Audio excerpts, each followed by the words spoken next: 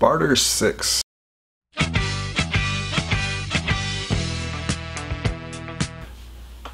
Man, just listen to the album, and who would have known? Thugger motherfucker, with all his crazy antics, actually has some talent. And the funny thing is, like, if you actually know me, people who actually know me know that I'm super into lyrics. And this album is the total 360 opposite of that. I mean, I do like it, but let's be real. I didn't understand a good 80% of the album. I really didn't understand what the hell he was saying. But hey, it sounded good. Like when he first came into the scene, I was like, yo, who the hell is this guy? Everyone was talking about like, this is like the real life Gangstalicious off the Boondocks. I'm like, yo, get the fuck out of here. It's not like that serious. Come to find out, I go scrolling on his YouTube channel or some of his YouTube videos. I check him out on Instagram, and nah, they're right. Like, this dude is really crazy. Like, yo, what the hell is this dude wearing? With the painted nails, the dresses, calling his dudes bae and lover. Like, okay, is this what we doing in hip hop nowadays? Okay. But regardless of all that, the lifestyle Chris Tucker off of Fifth Element dude really does have some talent, man. Like, not surprised. Well, I'm a bit surprised, excuse me. First I thought it was gonna be kind of whack. Like, I wasn't really checking for the album. That's why I'm kind of late on this bandwagon. But hey, man, so far I actually like what I hear. Not to mention he's the biggest troll in hip hop right now by naming his album after the legendary iconic Carter series. I'm gonna be honest, at first I was like, yo, that's swag. Like, how was this nobody gonna go for like a legendary album series, especially the Carter series that Wayne has been producing and putting out for us for years, since we were all knee high.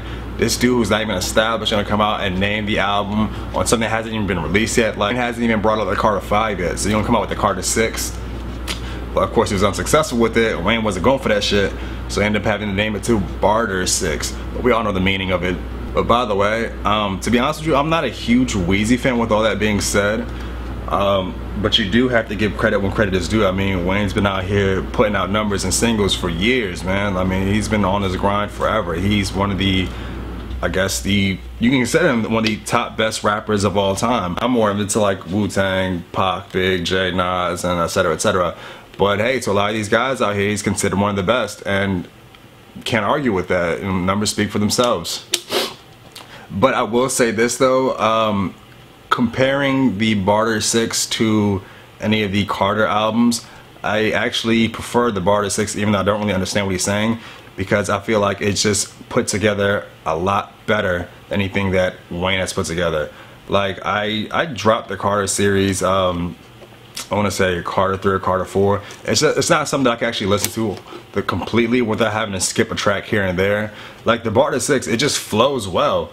Like, honestly, again, I don't really know exactly what he's saying, but just the way it sounds, it just sounds very appealing. It kind of reminds me, like, it brings me back to the old Bone Thugs and Harmony days, like especially with Busy Bone. I don't understand what Busy Bone and Bone Thugs were saying. It just sounded good. It was rapid, fast speed, blah, blah, blah, blah, blah, blah, blah, blah.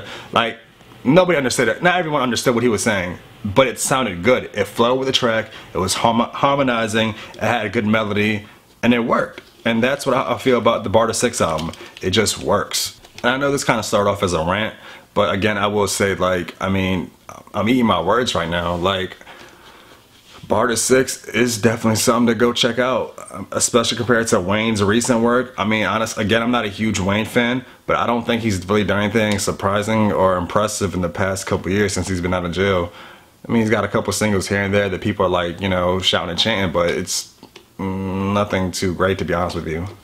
And yeah, back to the Barter, like, it's just, it's different. Like, his flow, his voice, it's like his voice is super unique. Like, I give props to a lot of these southern artists like Rich Homie Quan, Future, Migos. Like, a lot of these guys, they're coming out with a whole different style. Like, a lot of people complaining, like, you'll see interviews with like the rappers from like the old days, like the 80s and 90s, talking about, you know, why are people listening to these mumble mouth ass rappers? No one can understand what they're saying. Which is true. Like, I have a hard time understanding them, but again, it works. Like, it just flows together.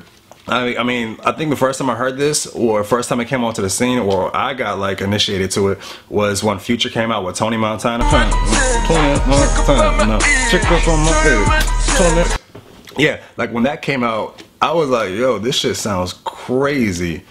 Come to find out, like when I saw the interview, he was actually rapping with his teeth clenched like this, and he just started spitting like this, and somehow it worked. So now I can't even tell the difference between Migos, him, and whoever came up with that Flick of the Wrist song. They all sound alike, but it sounds good. Like everyone's jumping on the bandwagon.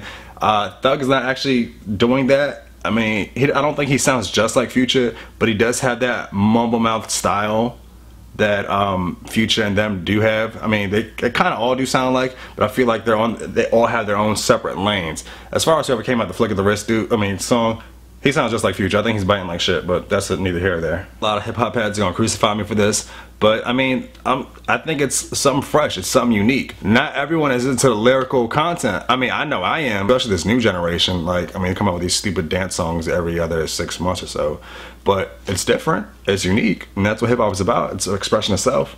I mean, but you can't say that I'm not into it. I mean, this is what I listen to: Wu-Tang, Reasonable Doubt. Like, I'm into the classics, Illmatic. I'm into the classic stuff, but hey, I mean, I'm willing to get the new stuff, you know, a try.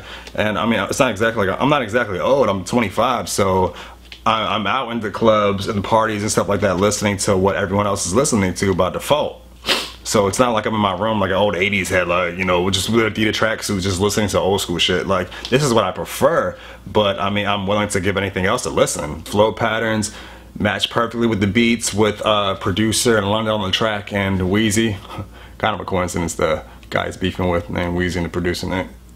Never mind. I believe I did hear somebody say, I think it was Charlamagne the God, who compared his voice to an instrument, to its own class or whatever, saying how different it is and how unique. Like, again, comparing him to old school rappers, like I think of ODB. ODB's voice was totally unique, and going back to what I said about Bizzy Bone, we didn't always understand what ODB was saying, but we knew it sounded good. His voice sounded crazy, like Biggie. I mean, we all understood what Biggie said. I mean, there's no comparison there.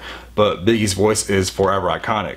I'm not saying that Young Thug's voice will be forever iconic, but you get what I'm saying. It's different. Yeah, I mean, it's not a very lyrical album like what I'm used to, but it's harmonizing. He's not singing. It has a good melody. And yeah, like if you ask me, I'd give it an 8 out of 10. It's something new. It's something different. If you go on my car, you're pretty much listening to the exact same thing over and over again. Anything that's lyrical content, that boom bap, 90s, 80s, East Coast feel, that's pretty much what I listen to for the most part. So something different like the Barter 6, it's, I don't know, kind of blew me away. I definitely was surprised about how good the album was. So yeah, check it out. Let me know what you guys think.